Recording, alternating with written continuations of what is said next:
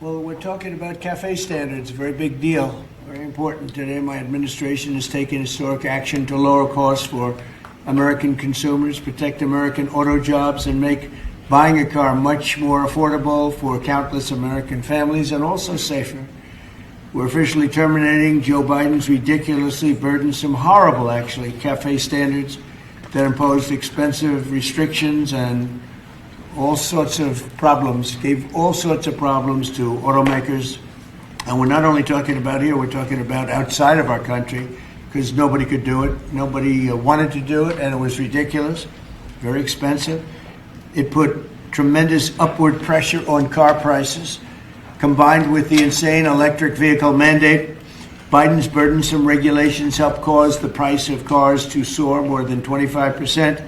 And in one case, they went up 18% in 1 year. Today, we're taking one more step to kill the Green New scam. It's part of the greatest scam, probably, well, other than Russia, and a few others I could name. The greatest scam in American history, the Green New scam. And it's a quest to end the gasoline-powered car. This is what they wanted to do, even though we have more gasoline than any other country by far. And people want the gasoline car. They want everything. They want electric. They want to have lots of alternatives, but they do want the gasoline car. Right now, it's leading away by a lot. The car business is a very interesting business, but we want to keep it that way. Now, you heard some of that speech, but let's talk about who's going to be happy because of it, okay? One company in particular, Stellantis. That's right, guys. Stellantis is probably extremely happy by what just transpired. Okay, let's talk about why. All right, number one, some of the V8 engines may be making a return. One in particular engine that is the V8 Hemi. That's right, guys. The revival of the Hemi V8 engine may make a comeback. In fact, it's already in talks to do just that. Because for buyers who care about raw performance, towing heavy loads, driving with muscle, or simply enjoying the sound and feel of a V8, this is a win-win for them. In short, the Hemi is coming back. The Hemi is going to be back. But it's not all V8 all the time. It's part of a broader, more flexible engine mixed strategy that aims to serve different needs and markets. Some of the rules that was included in these regulations were this. Some car makers had to produce cars that had to get roughly 50 miles to a gallon. 50 miles to a gallon. Do you know how hard that would be? All right. Now, for those companies that couldn't meet those regulations, they would have had to pay a fine. But I'm going to let Paul Fix explain it. He can explain it a little better than I can. Let's take a listen to this. It's very, very difficult to hit those numbers, and that's evident by the fact that there are no current vehicles on the market that can get anywhere close to 50 miles per gallon as a regular internal combustion engine or even a diesel vehicle. Some hybrids get really close, but the fact of the matter is that if these companies aren't able to make vehicles that hit the 50 miles per gallon target, then they have to pay billions of dollars in fees as essentially an apology back to the government that they couldn't meet these completely infeasible standards.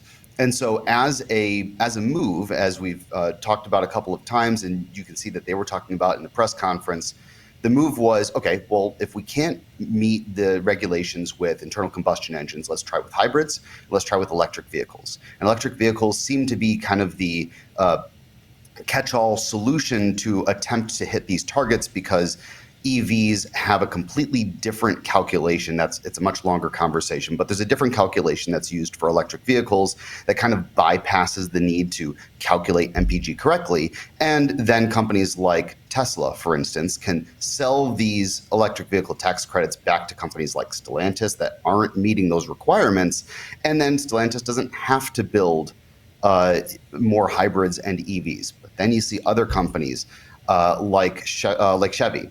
Cadillac is an excellent example because their history is with very large luxury vehicles. You have the Escalade, you have some of their sedans, which they're starting to phase out, but they're known for large horsepower, large, heavy, luxurious vehicles. And their solution to that was to start to build electric versions of almost everything that they make, and the sales just aren't there to prove it. So there's this push and pull of these manufacturers trying to meet these infeasible targets, and then investing billions and billions of dollars in brand new technology to attempt to get back some of their investment and also meet these regulations. By removing some of these regulations, and especially removing the fees that are associated with them, which Trump already did with the big, beautiful bill that passed earlier this year, that allows these manufacturers to be more flexible, and it also potentially could reduce the price of cars that you see on the dealer lot. Now, what I want to know is how much will the dealership save because of these regulations being lifted? All right, let's see if Paul can explain that. So we currently have estimates that cars increased in price just from these requirements about $1,000 to $3,000. But there's also a lot of other things to take into account as to why your car value, the value of a brand new car is increased, because the cost of a new car on average as of September is $50,000, which is up dramatically from previous years. And while it's fluctuated here and there, and tariffs definitely have something to do with it, access to materials have something to do with it, but also there's a lot of new safety standards that are mandated for cars. There's a lot of new expensive technology when it comes to hybrid integrations, which dramatically increase the price. And then you have safety standards and, as I was mentioning, better crash safety, higher quality materials, the new gigantic screens that are in a lot of different cars. All of this adds to the cost. And if, at least on the side of emissions, which is usually one of the most expensive of these components I've just mentioned, if they're able to roll back some of these requirements to allow the OEMs to develop the technology at their own pace, obviously everybody wants to make a car that has good MPG. Nobody wants to buy a car that gets 10 MPG. I have a truck that gets 13. It's not fun, but I use it for hauling things, and that makes sense for me. And if I can't buy that car as of 2030 because of these requirements, then it makes no sense for any of these manufacturers to sell them. And then I'm out of a vehicle. Let's say that my vehicle bites the dust. I got to get a new vehicle. Well, then I can't buy a new vehicle that meets my requirements. The electric trucks do not do the same things as the current diesel and ICE trucks. It's not there.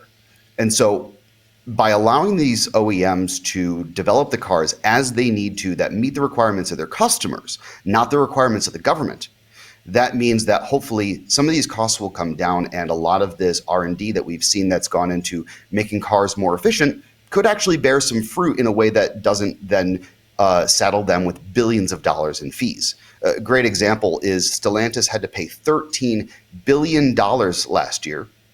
Oh, I'm sorry.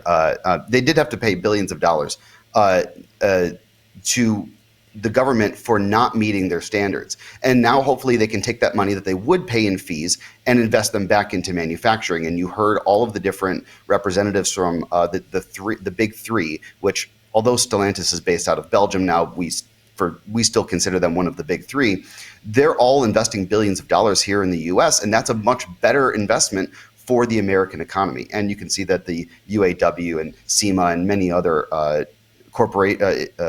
groups of people are supporting this move, because all that means that we are going to have better access to cars, more choice when it comes to what we want to buy. And hopefully, like he was saying, jobs are going to come back here. They're going to pull them out of spreading them all away from the U.S.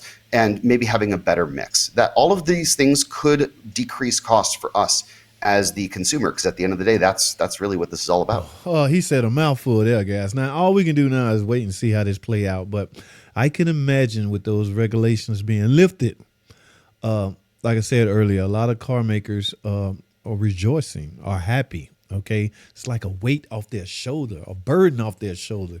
They can now get back to making more powerful V8 engines, as I said earlier. Now, guys, you got to keep in mind, sales from some of these car makers have drastically suffered.